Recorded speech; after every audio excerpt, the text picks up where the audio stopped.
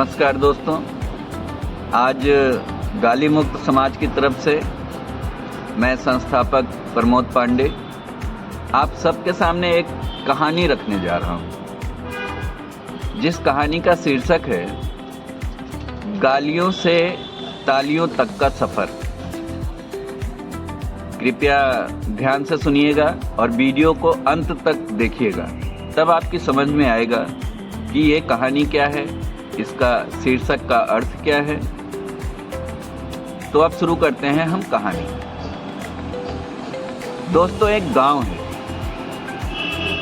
उस गांव में रवि नाम का एक लड़का रहता था, जो पढ़ाई लिखाई में बहुत ही तेज था और पूरे गांव में उसकी पढ़ाई की सराहना की जाती थी। लेकिन उसमें एक बुरी आदत थी। वो बुरी आदत ये थी कि वो बात बात पर गालियों का उपयोग किया करता था। इसका कारण था उसकी आदत बन गई थी, जिस वजह से धीरे धीरे उसके दोस्त यार, गांव के लोग सब उससे कतराने लगे। क्योंकि आप सभी जानते हैं, गालियाँ किसे पसंद है? गालियाँ किसी को नहीं पसंद है। कौन चाहता है कि कोई हमारी माँ बहन बेटियों को गाली दे? तो इसलिए सब धीरे धीरे उससे दूरी बनाने लगे। तो धीरे धीरे ये बात उसके स्कूल में भी पहुंच गई। तो उस स्कूल के टीचर ने उसे डांटा नहीं, बल्कि एक उपाय निकाला। वो उपाय क्या था? वो उपाय ये था कि उसने सभी बच्चों को, क्लास टीचर ने सभी बच्चों को एक एक पेपर दिया और उसमें उन्होंने बोला कि आप दिन में जितनी बार भी गालियों का उपयोग करते हैं, आप एक साइन मार्क करेंगे, मतलब एक निशान लगा देंगे कि मैंने अभी एक बार किया, फिर 2 बार किया, फिर 3 बार किया। ऐसे ऐसे करके आप निशान लगाते चलेंगे।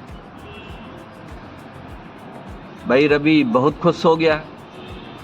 शाम तक तो उसका पूरा पेपर ही भर गया, क्योंकि वो उसकी आदत थी बात बात में गालियां देना। तो जितनी बार निकले वो उतनी बार टिक मार्क कर दे और शाम तक उसका पेपर भर गया।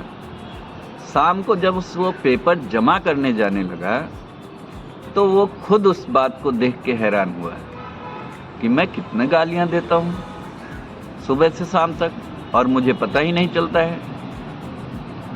फिर वो घर चला गया। लेकिन जब वो अगले दिन फिर स्कूल आया तो उसी टीचर ने बोला कि आज आपको गालियों पे ब्रेक लगाना है, और वो लगाना है कि मतलब आप जितनी बार भी आपके मुंह से गालियां निकलने की इच्छा हो रही है तो आपको उसे कंट्रोल करना है, और जितनी बार आप रुक जाते हो उसे, जो आपने पहले टिक मार्क किया है, उसे कट कर देना है। काम थोड़ा मुश्किल था, क्योंकि आदत ऐसे ही तो नहीं छूटती है, आदत धीरे धीरे छूटती है। धीरे धीरे धीरे धीरे करते करते 15-20 दिन का समय बीता होगा और रवि का जो पेपर था गालियों से भरा हुआ, वो एक दिन पूरा स्क्रैच हो गया। हर गालियाँ मिट गई उसकी आदत हो गई अब सभ्यता से बात करने की। जब 20 दिन बाद उसने पेपर को जमा किया तो टीचर भी देख के हैरान था कि जो बच्चा इतनी गालियां देता था, आज उसके मुख से गालियां ही नहीं निकल रही हैं। और वो बच्चा भी हैरान था।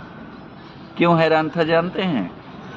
क्योंकि उसके गांव वाले, उसके पड़ोस वाले, उसके यार, उसके दोस्त अब उसके नज़दीक आने लगे थे, इसलिए वो हैरान था।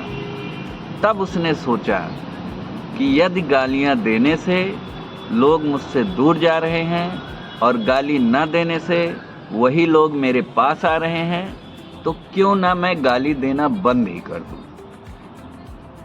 दोस्तों, उस दिन से उस बच्चे ने कसम खा ली कि आज से मैं किसी को भी और अपने व्यक्तिगत शब्दों में भी गालियों का उच्चारण नहीं करूँगा।